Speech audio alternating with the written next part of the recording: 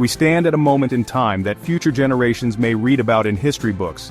It is today, June 18, 2025. A tense quiet hangs over the Middle East. It's the kind of quiet that comes not from peace but from the deep breath taken before a storm. The nations of Israel and Iran, enemies for decades, are now closer to a direct, devastating war than ever before.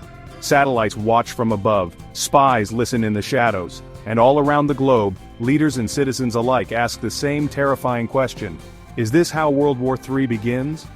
The stakes have never been higher, not just for these two nations, but for all of us. This is not a conflict that began yesterday. It's a story of deep mistrust, of religion, of politics, and of fear. For years, Israel and Iran have fought a shadow war, a war of sabotage, cyber attacks, and assassinations. But the shadows are now receding. The conflict is stepping into the harsh light of day. Recent events have pushed this long simmering rivalry to its boiling point. In 2024, Iran launched direct strikes against Israel for the first time. Israel has responded, and now, the whispers of an even larger Israeli attack on Iran's most sensitive sites have become a roar. The world is watching, not as a spectator, but as a participant who may soon be dragged onto the stage. What makes this moment so different, so perilous? It's the speed at which events are unfolding. It's the feeling that diplomacy has failed. American officials have begun evacuating non-essential staff from their embassies. Military families are being sent home from bases across the region. These are not the actions of governments expecting peace.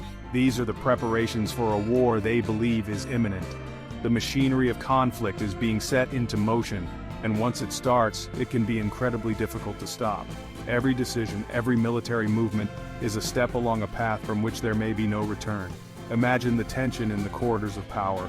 In Tel Aviv, in Tehran, in Washington, generals point to maps. Diplomats make frantic calls that go unanswered. A sense of inevitability seems to be taking hold, the belief that a military clash is not just possible, but necessary. This is the psychology of war. It can sweep away reason and replace it with a grim determination. For the people of the Middle East and for the world, the coming days and weeks are filled with a profound and heavy uncertainty. We are on the precipice, staring into an abyss of unknown depth. The question is, will we step back or will we fall? To understand why we are on the brink of war in 2025, we must look at the events that led us here. The shadow war between Israel and Iran was a long-running, undeclared conflict. But in recent years, the shadows have been unable to contain the violence. The Gaza war, which began in late 2023, has been a brutal catalyst. With over 55,000 Palestinians killed in the ongoing violence, the anger across the region has reached a fever pitch. Iran, which sees itself as a protector of the Palestinian cause, has been drawn more directly into the fray, supporting its proxy forces like Hezbollah in Lebanon and militias in Iraq and Syria. This created a ring of fire around Israel.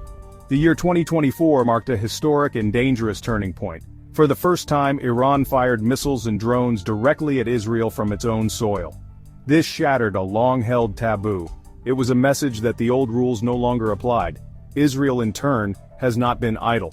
It has conducted its own strikes, targeting Iranian assets and commanders. In a particularly bold move in October 2024, Israeli forces managed to damage a majority of Iran's advanced S-300 air defense systems. This was a strategic blow designed to weaken Iran's ability to protect its most valuable facilities from an aerial assault. It was a clear signal of Israel's intentions. This brings us to the critical window of opportunity that Israeli leaders believe they now have.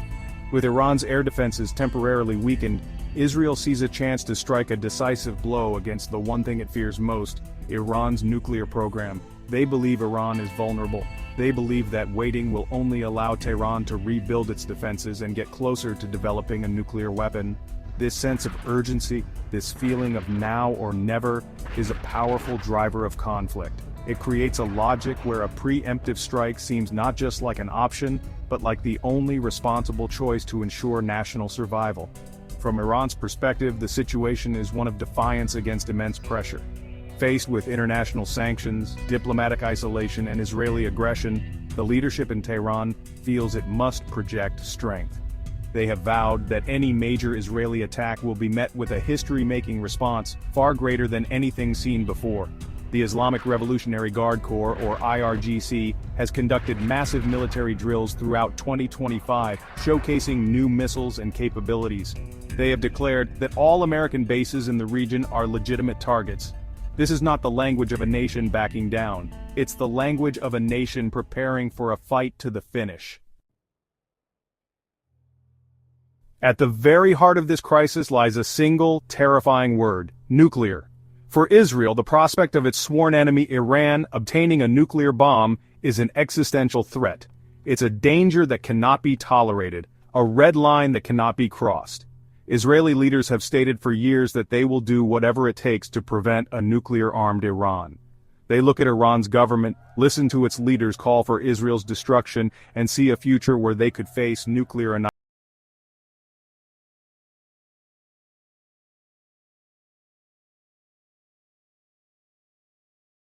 annihilation. This is not just a political issue for them, it's a matter of survival. This fear is the engine driving their military calculations in 2025. On the other side, Iran insists its nuclear program is for peaceful purposes, for generating electricity, yet its actions have fueled deep suspicion. In defiance of international agreements, Iran has been enriching uranium to 60% purity. This is a very short technical step away from the 90% purity needed for a weapon. In June of 2025, the world's nuclear watchdog, the International Atomic Energy Agency, or IAEA, passed its most severe censure against Iran in 2 decades. It formally declared that Tehran was not complying with its obligations. Iran's response was not to cooperate, but to announce it would build new enrichment facilities and install even more advanced centrifuges. This escalation has created a seemingly impossible situation. From Israel's point of view, the diplomatic path is closed. Iran is accelerating its program, ignoring the world's warnings, and getting closer to the bomb every day. The window for a military strike to be effective is closing. For Iran, giving up its nuclear program under threats from Israel and sanctions from the West would be seen as a humiliating surrender. The program has become a symbol of national pride and a deterrent against foreign attack.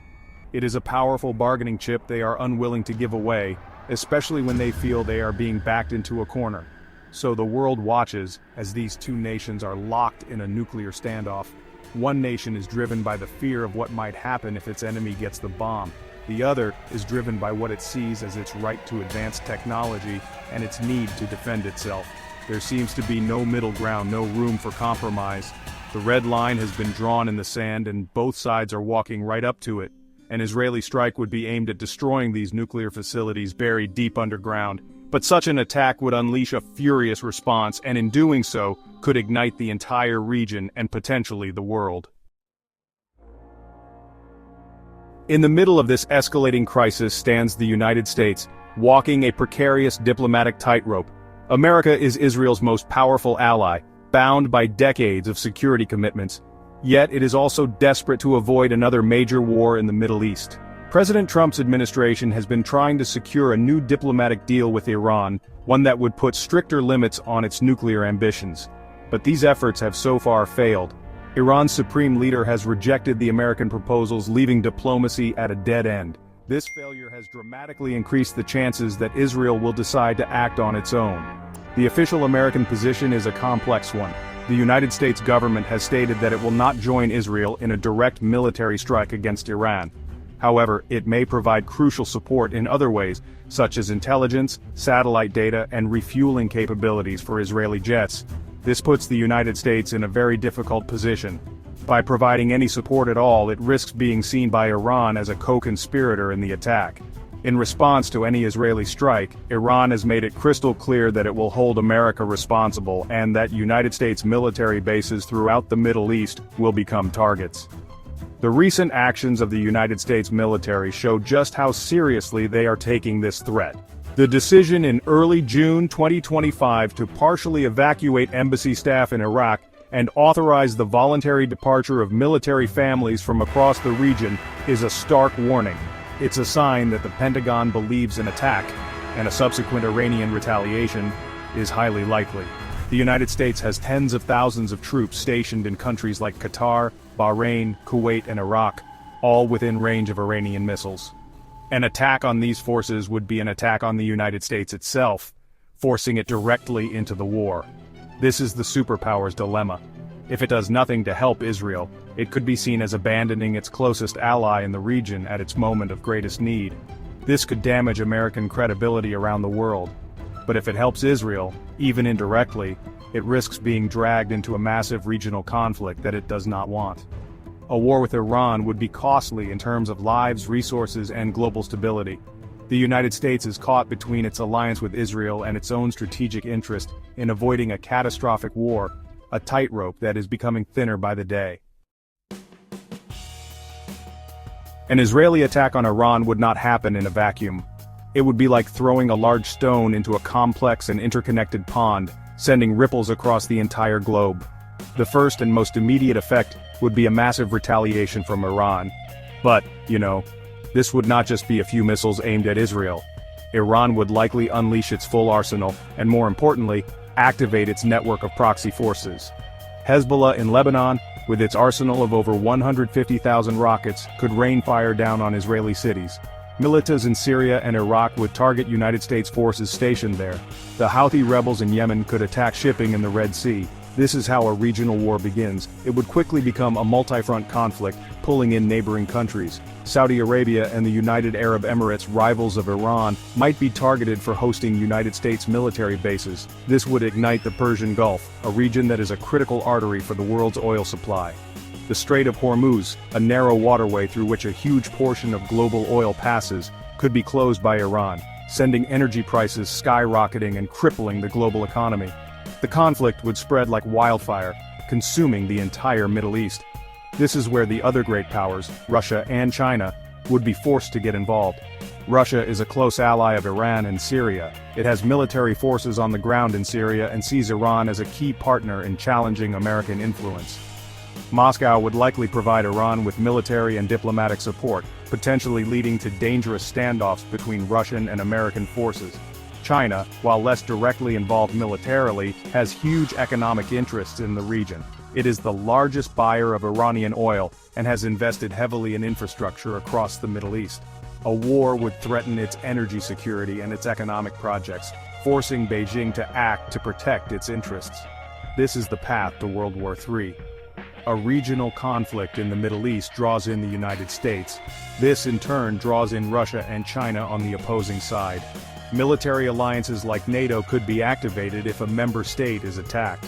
A clash between American and Russian forces in Syria or a naval confrontation in the Persian Gulf could escalate with terrifying speed. The conflict would no longer be about Israel and Iran. It would become a global struggle between the world's great powers. The dominoes, once they start to fall, create a chain reaction that could lead to a global catastrophe. If a third world war were to break out, it would look nothing like the wars of the past. The battlefields would not be confined to trenches or remote landscapes. The front line would be everywhere. It would be fought with weapons of incredible precision and destructive power. Hypersonic missiles that travel many times the speed of sound could strike any target on Earth in under an hour, evading traditional defense systems. Advanced drone swarms, controlled by artificial intelligence, could overwhelm defenses with sheer numbers. The destruction of cities and critical infrastructure would happen faster and on a larger scale than ever before. Beyond these conventional weapons, the war would be fought in unseen dimensions. Cyber warfare would become a primary tool of attack. Enemy hackers could shut down power grids, plunging entire countries into darkness. They could cripple financial systems, freezing bank accounts and crashing stock markets. They could disrupt water supplies, transportation networks, and communication systems. This would create chaos and panic among civilian populations, turning everyday life into a struggle for survival. The war would be fought not just by soldiers, but by programmers in front of computer screens, thousands of miles away from the physical destruction they cause. And then there is the ultimate fear, the use of weapons of mass destruction. While a full-scale nuclear exchange between superpowers is the stuff of nightmares, it is a real possibility in a global conflict. But even short of that, the danger is immense. Smaller, tactical nuclear weapons could be used on the battlefield. Dirty bombs, which use conventional explosives to scatter radioactive material, could make entire cities uninhabitable for decades. Chemical and biological weapons, which can cause horrific suffering and death, could be unleashed. In a desperate, all-out war for survival, nations might be tempted to use the most terrible weapons in their arsenals. The environmental consequences of such a war would be catastrophic. The widespread bombing of industrial sites and oil refineries would release toxic plumes into the atmosphere. A war in the Persian Gulf could create massive oil spills, destroying marine ecosystems. And in the most extreme scenario, a nuclear exchange could trigger a nuclear winter. The dust and soot kicked up into the atmosphere by nuclear explosions would block out the sun, causing global temperatures to plummet. This would lead to crop failures, widespread famine, and the collapse of ecosystems around the world. The war would not just be against each other, but against the planet itself. A global war in the 21st century would trigger an economic collapse that would make the Great Depression look like a minor recession. Our modern world is built on a complex and fragile system of global trade, finance, and supply chains. A major war would shatter this system completely. The first and most immediate shock would be to the energy markets. With the Strait of Hormuz closed and oil fields in the Middle East becoming battlegrounds, the global supply of oil and natural gas would be choked off. The price of gasoline and heating fuel would skyrocket to unimaginable levels, making transportation and industry impossibly expensive. This energy shock would cascade through every sector of the economy. Manufacturing would grind to a halt as factories run out of power and essential raw materials can no longer be shipped. International trade would cease. The container ships that carry goods across our oceans would be confined to port or worse, become targets themselves. Supermarket shelves would quickly empty. We would face shortages of everything from food and medicine to electronics and basic consumer goods. The globalized, just-in-time delivery system that our society depends on would break down entirely. The world's financial markets would implode. As businesses fail and trade stops, stock markets would crash to zero. The value of currencies would become meaningless. People's life savings, their pensions, and their investments would be wiped out in a matter of days. Banks would fail, and governments, already spending trillions on the war effort, would be unable to bail them out. The complex web of international credit and debt that holds our financial system together would unravel. The world would be plunged into a state of economic chaos not seen in modern history. This economic devastation would create massive social and political instability. Unemployment would reach catastrophic levels. Governments, unable to provide basic services or control the collapsing economy, would lose their authority. This could lead to riots, civil unrest, and even revolutions in countries around the world. The war would not only be fought between nations, but within them, as desperate populations struggle to survive in a world where the basic structures of economic life have been destroyed. It would be a true economic Armageddon, a complete reset of the global order. For those who survive a third world war, the world they emerge into would be a broken one. The immediate aftermath would be a severe humanitarian crisis on a global scale.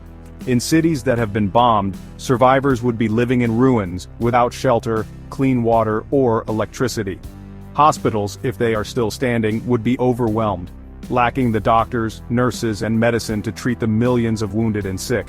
Food would be the most precious commodity, with farming and distribution systems completely destroyed. Famine and disease would sweep through the survivor populations, killing many who survived the initial conflict. If nuclear or radiological weapons were used, the horror would be magnified. Survivors would have to contend with an invisible enemy, radiation. Large areas of the planet could be contaminated, rendered uninhabitable for generations. Those exposed to radiation would suffer from sickness, cancers, and genetic defects that would be passed down to their children.